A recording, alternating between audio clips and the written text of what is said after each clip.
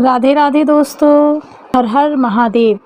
सावन के महीने की आप सभी को हमारी ओर से हार्दिक शुभकामनाएं। आज हम आप सभी के लिए सावन के दूसरे दिन की कथा लेकर प्रस्तुत हुए हैं। भगवान भोलेनाथ ने सुशीला और उसकी बहू पर सावन के व्रत रखने पर किस प्रकार कृपा बरसाई, तो चलिए सुनते हैं। बहुत समय पहले की बात है। सुशीला नाम की स्त्री अपने बेटे के साथ रहती थी। माँ बेटे बहुत मेहनत कर जो कमाते उसी से अपने खान पान का खर्च चलाते थे। एक दिन जब वह काम से लौट रही थी, उसी समय उस रोशन ने कहा, तुम्हारा पुत्र विवाह योग्य हो गया है, इसका विवाह कब कर रही हो। विचार सुनते ही उसके मन में भी अपने पुत्र के विवाह का ख्याल घूमने लगा और सोचने लगी, सच में मेरा पुत्र अब विवाह योग्य हो गया है। कुछ समय के पश्चात सुशीला ने अपने पुत्र का विवाह एक सुशील कन्या से कर दिया। घर में आई बहू अत्यंत सुंदर, सुशील और संस्कारी थी। वह नित्य प्रति जल्दी उठ स्नान कर घर में ही भगवान भोलेनाथ की पूजा में लग जाती थी और घर के कार्य भी जल्दी निपटा लेती थी। विवाह के 2 महीने बाद सावन का महीना आया। बहू भोलेनाथ की अनन्य भक्त थी, इसीलिए उसके मन में विचार आया कि पूरे सावन के महीने वह प्रतिदिन मंदिर जाकर भोलेनाथ पर जल अर्पित करेगी। मंदिर जाने के लिए अनुमति लेने के लिए वह अपनी सास के पास गई और अपनी मनोइच्छा सास को बताई। उसने कहा, माताजी, सावन का महीना शुरू हो गया है। मैं प्रतिदिन शिव मंदिर जाकर पूजा पाठ करना चाहती हूँ, शिव को जल अर्पित करना चाहती हूँ। लेकिन सासू माँ ने मना कर दिया और कहा, घर में ही पूजा कर लो, मंदिर में जाने से समय बर्बाद होगा, इतने समय में चूल्हे चौके का काम निपट जाएगा।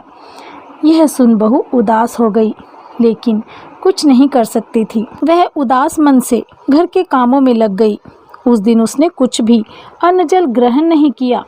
अगले दिन जब बहू कुएं से जल भरने गई तो रास्ते में उसने कुछ औरतों को थाली सजाकर मंदिर जाते हुए देखा। उसने उन्हें रोका और पूछा, आप सब कहाँ जा रही हो। तब वह स्त्रियां बोली, सावन शुरू हो चुका है, हम भोलेनाथ का अभिषेक करने मंदिर जा रही हैं। यह सुन वह फिर से उदास हो गई। स्त्रियों ने पूछा, आप उदास क्यों हो गई। बहू बोली, भगवान शिव मेरे भी आराध्य देव हैं, लेकिन मेरी सास ने मुझे मंदिर जाकर पूजा करने से मना कर दिया। स्त्रियां बोली, तुम इतना क्यों परेशान होती हो, प्रतिदिन इसी समय जल भरने आ जाया करो, फिर हमारे साथ मंदिर जाकर पूजा कर लिया करो। बहू बोली, लेकिन मेरे पास तो पूजन सामग्री नहीं होगी, घर से लाऊंगी तो सासू माँ को पता चल जाएगा। तब स्त्रियां बोली, कोई बात नहीं, हम अपनी सामग्री में से थोड़ा थोड़ा तुम्हें दे दिया करेंगे। यह सुनकर वह खुशी से खिल गई। इस प्रकार वह प्रतिदिन मंदिर जाकर भोलेनाथ की पूजा करने लगी।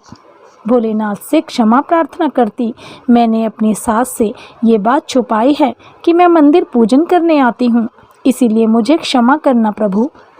इस प्रकार करते करते सावन का पूरा महीना बीत गया। सावन के अंतिम दिन उसने सोचा, मैंने सावन का पूरा महीना अन्य स्त्रियों से सामान लेकर पूजा की, स्वयं तो भोलेनाथ को कुछ चढ़ाया ही नहीं।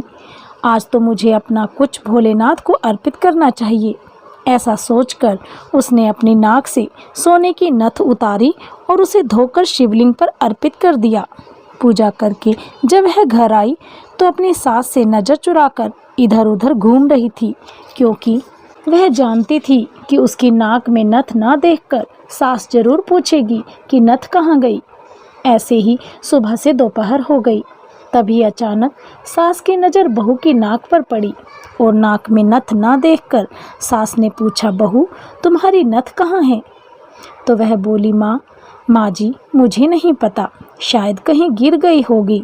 तब सास बोली, अच्छा ये बताओ आज तुम कहाँ कहाँ गई थी, वहीं जाकर ढूंढ लेंगे। बहू बोली, माँ जी मैं सुबह पानी भरने गई थी, तब तो नथ मेरी नाक में ही थी, उसके बाद मैं उपले थापने चली गई थी। सास बोली, चलो वहीं जाकर देखते हैं। दोनों उसी स्थान पर पहुंच गई जहां उपले थापे थे। सास ने बहू से कहा, चलो इन उपलों को तोड़कर देखते हैं। जैसे ही दोनों ने उपला तोड़ा, दोनों के उपलों में एक एक नथ निकली। सास बोली, नथ तो एक ही थी, ये दो कैसे हो गई? अब सास ने एक एक कर सारे उपले तोड़ दिए। अब सास उपले तोड़ती जाए और हर उपले में से एक एक नथ निकलती जाए। सास ने बहू की ओर देखा और पूछा, ये क्या माजरा है?